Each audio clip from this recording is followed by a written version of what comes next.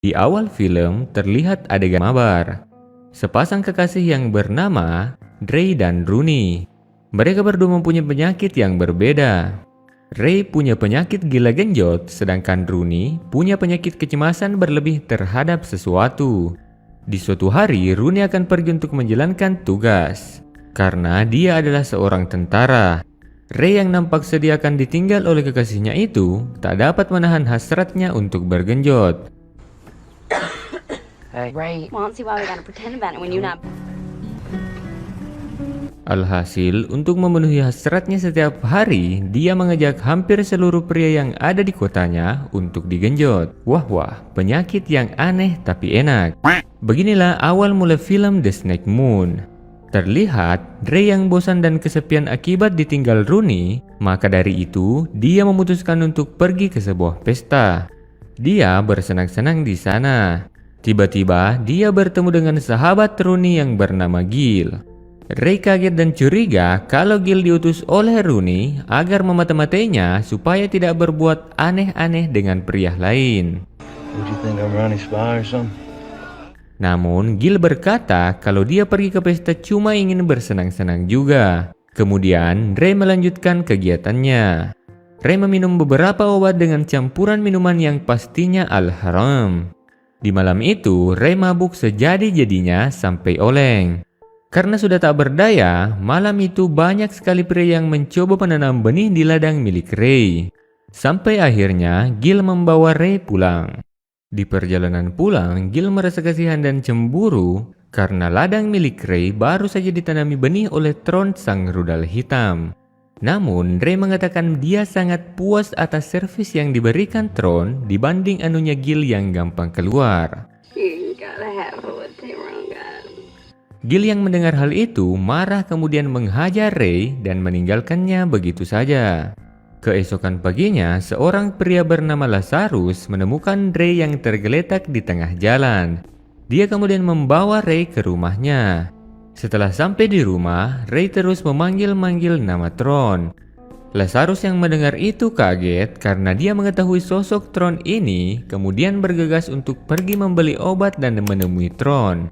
Lazarus mengatakan dialah yang melakukan hal tersebut ke Ray, namun Tron mengatakan kalau Ray adalah seorang hypergenjoters dan dialah yang sering menservis Ray hampir setiap malam. Namun dia tidak pernah sama sekali melukainya.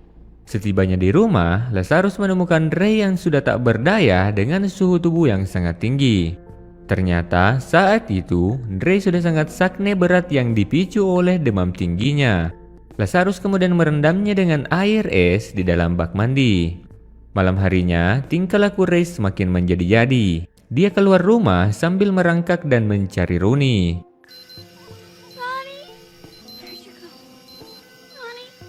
Melihat tingkah laku Ray yang semakin parah, Lazarus akhirnya mengikat Ray dengan rantai. Nah, pagi harinya saat Ray bangun, dia bertanya ke Lazarus kalau sudah berapa lama ia tak sadarkan diri. Lazarus pun menjawab kalau sudah 2 hari kamu pingsan. Dan Ray juga bertanya kenapa dia diikat dengan rantai. Why you got me chained? Lazarus pun menjawab karena kamu suka bertingkah aneh, makanya Lazarus mengikatnya dengan rantai saat itu. Kemudian Ray yang tak terima diperlakukan seperti itu mencoba kabur. Namun saat ia berlari keluar rumah, dia tak sadar kalau masih ada rantai yang mengikat kakinya. Dia juga berteriak meminta tolong, namun tak ada yang menolongnya. Don't mind me. It's back in my house. Lazarus berniat untuk merawat Ray sampai pulih, baru ia dapat pergi dari sana. Beberapa hari kemudian, Lazarus pergi ke sebuah toko pakaian untuk membelikan Ray beberapa stok pakaian. Karena sudah beberapa hari, Ray menggunakan pakaian itu terus. Nah, di sini lain terlihat satu bocil yang selama ini sering membantu Lazarus berladang di kebunnya. Bocil ini pergi untuk bertemu Lazarus di rumahnya. Namun dia tak melihat Lazarus. Saat bocil ini mau pulang, tiba-tiba dia mendengar suara kerasak-kerusuk yang disebabkan oleh rantai yang berbunyi akibat ditarik oleh Ray. Karena saat itu Ray penyakit saknenya kambuh, saat si bocil masuk ke rumah, Ray langsung mabar dengannya. Sungguh bocil yang sangat beruntung. Nah, beberapa saat kemudian, Lazarus pulang dan melihat mereka berdua asik bermain kuda-kudaan. Sontak, Lazarus kemudian memarahi si bocil dan menyuruhnya pergi. Beberapa waktu kemudian, Lazarus menjelaskan ke si bocil kalau Ray punya penyakit hypergenjoters. Di sini lain, terlihat Rooney yang sudah dipulangkan dari tugasnya karena atasannya mengetahui kalau Rooney juga punya penyakit yaitu mudah panik dan cemas. Rooney kemudian bertemu dengan Gil dan mengajaknya pergi ke rumah Ray. Sesampainya di sana, mereka tidak menemukan Ray. Gil mengatakan ke Rooney kalau semenjak kepergiannya, Ray tak bisa menahan hasrat dari penyakitnya sehingga hampir setiap hari dia bergenjot. Rooney yang marah dan tak percaya dengan yang dikatakan oleh Gil, kemudian memukulnya lalu pergi dengan membawa mobil Gil untuk mencari Ray. Beberapa hari kemudian, Ray sudah nampak lebih baik dari sebelumnya. Lazarus kemudian melepaskan rantai ikatan Ray. You ain't got but one life. Dan keesokan paginya, dia mengajak Ray pergi ke toko untuk menemui ibunya yang bekerja di sana. Setelah bertemu dengan ibunya, Ray mengatakan kalau dia ingin berubah menjadi lebih baik. Namun, ibunya tak percaya dan malah hanya mengira Ray pulang untuk meminta uang saja. Ray kemudian berteriak marah ke ibunya. Tak terima, ibunya juga marah dan mengatakan telah menyesal melahirkan Ray.